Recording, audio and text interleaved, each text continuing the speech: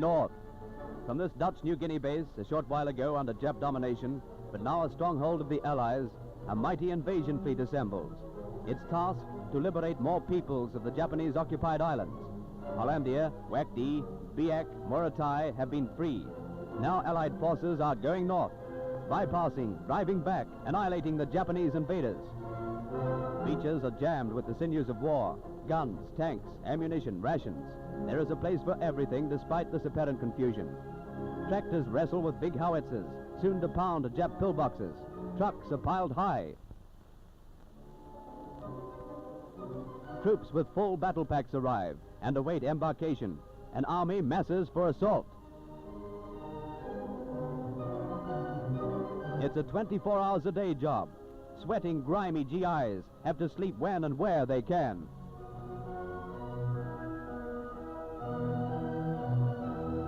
LSTs, America's outstanding contribution to amphibious warfare, have carried thousands of tons of mechanized fighting units. Tanks and trucks waddle ponderously up the ramp, assisted by snorting bulldozers, another peaceful weapon without which no landing could be accomplished.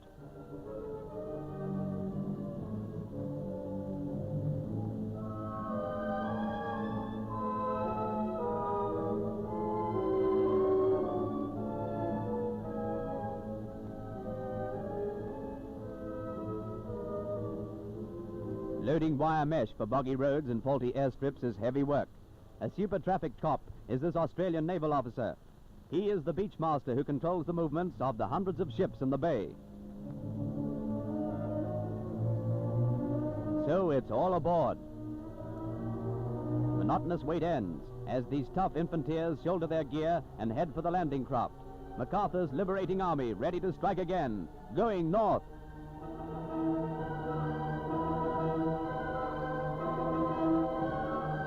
There's always a sergeant on the job, and here he checks each man off the beach.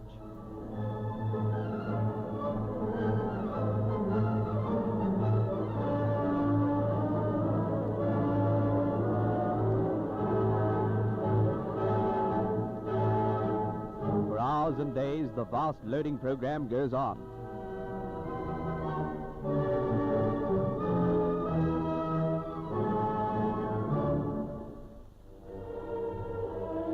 Boat after boat loads swiftly and moves out to its parent ship.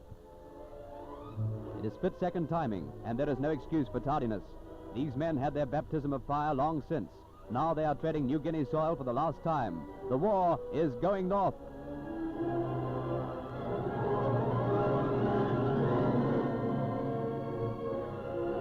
Troops scale the scrambling nets.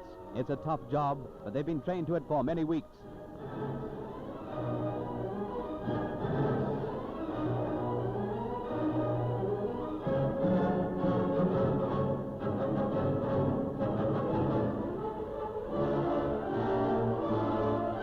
Nets and uncertain footholds make it all the tougher.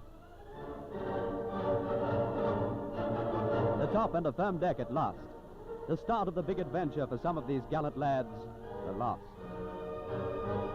Here are Australian warships, American and Dutch.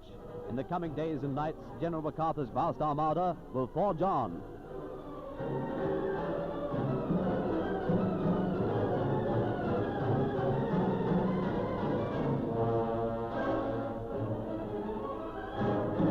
On the high seas, already into Jap-infested waters. Good convoy weather, but good for Jap subs and bombers, too.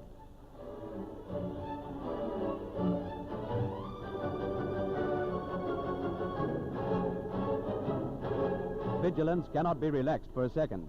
Skies are swept by keen-eyed spotters, while the tricky business of navigation goes on.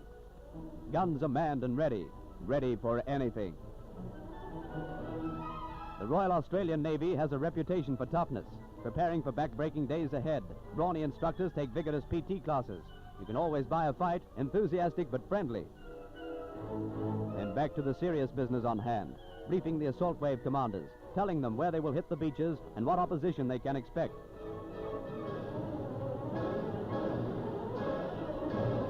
Fighting men want rest and sleep.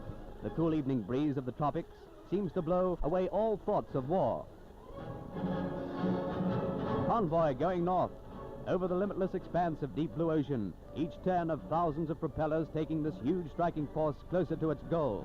There can be no hesitation now, no turning back. The course lies northwards. So another day and another going north. 5 days out, D-Day. There is the objective seen dimly in the grey dawn light. Commodore John Collins, commander of the Australian Naval Squadron, in his place on the bridge of the Australia. Its action stations now. There are nips about. Signals are flashed. Men and guns are at instant readiness.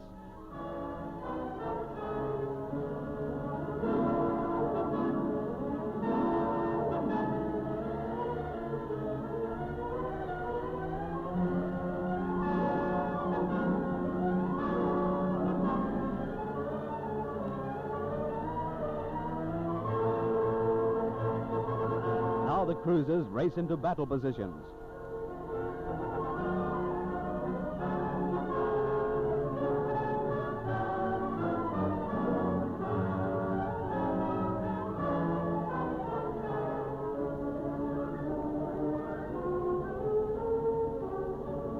It's 8 hours minus 50 minutes. The opening salvo. Big guns issue the challenge. The shore is being mercilessly pounded. There go the Hellcats, American Navy fighters, roaring out to meet the Zeros. Anything can happen now. And there's a Zero. He got through.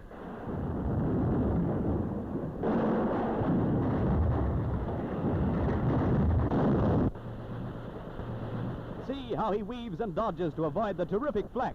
They're throwing everything at him.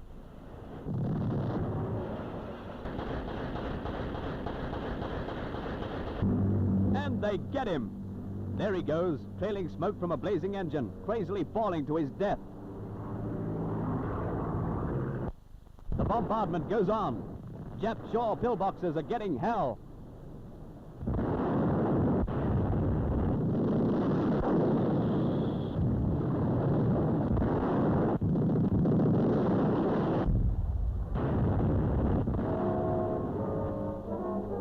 Once ashore, the troops will be on their own, but confident in the knowledge that the Navy has laid down a murderous barrage.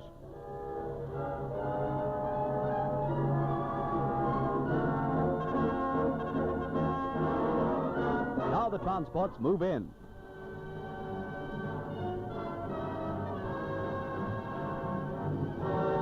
Anchors down.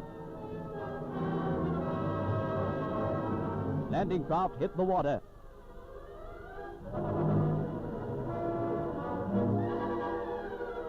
Men go aboard. Down they go, laden for battle. Among the tin hats of the American assault troops, you can see the battle bowlers of the Australian Navy coxswains. As each landing craft loads, it pulls away to take station.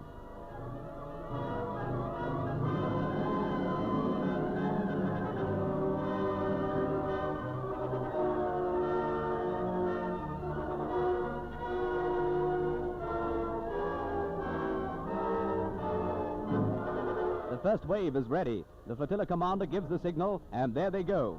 It's HR minus 1 minute. They race on. HR, first troops ashore. The landing has been made. The convoy has done its job.